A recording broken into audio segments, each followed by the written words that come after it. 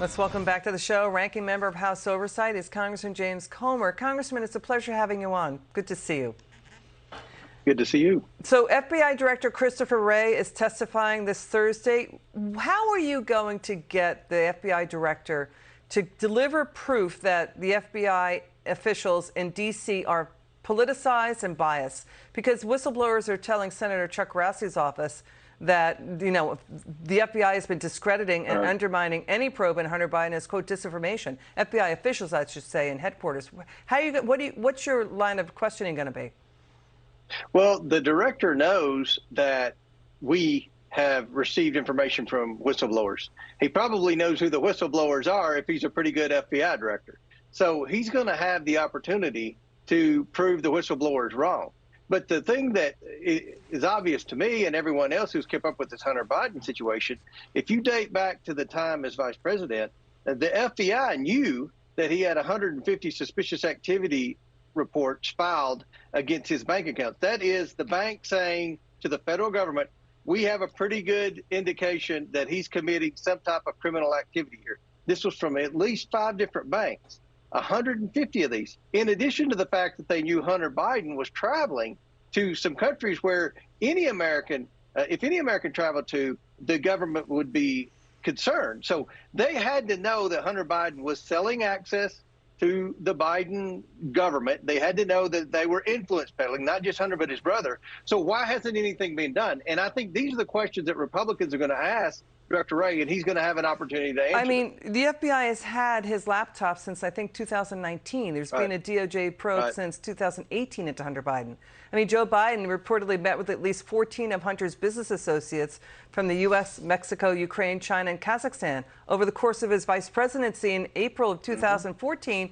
Congressman, there's emails indicating that when Vice President Biden oversaw Ukraine, Hunter was talking about an oil and energy deal between the Ukraine energy company Hunter worked at, Burisma, along with Communist China's third most powerful oil company, China National Offshore Oil, and Kazakhstan.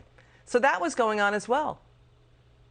Yeah, and you look, just this week, Congress passed a bill that would essentially cost the taxpayers and increase inflation an unknown amount to try to bring chip manufacturing back to the United States from China. So we're spending money that we don't have to try to take manufacturing back to the United States at a time when the vice president's son was trying to sell energy. At the time, remember, when Trump was president, we were energy independent, but he's trying to sell energy to our adversaries, help our adversaries profit off of energy, American energy, and it's just not right.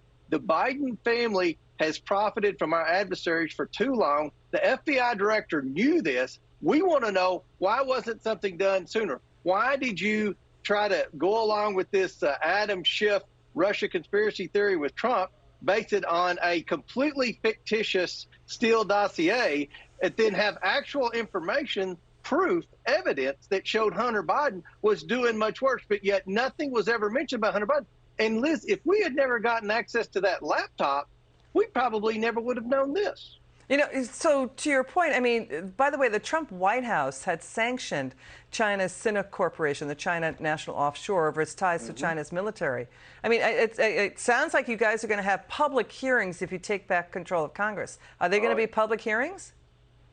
Absolutely. They're going to be transparent hearings. And the difference in what you'll see the Oversight Committee do with respect to Hunter Biden investigation versus what this January 6th committee's done, this is going to be a real committee. This isn't a stacked deck like Nancy Pelosi did with that committee. These are going to be Republicans and Democrats. If the Democrats want to defend the indefensible with respect to the Biden influence peddling, then they have 5 minutes each to do that. So you're going to get them on the record. Yeah, you're going to get them on the record. Because TV cameras in there, reporters in there. So the more and more, Congressman, you and I talk about this, more and more we see what the reporting and the documents show that they liked energy and infrastructure deals, and that Hunter was working on an oil deal with Mexican business associates, individuals and people from Mexico, and they were touring the West Wing, and that the then vice president reportedly took them on a tour of the White House press briefing room, and then and that Hunter Biden was going on Air Force Two to Mexico and also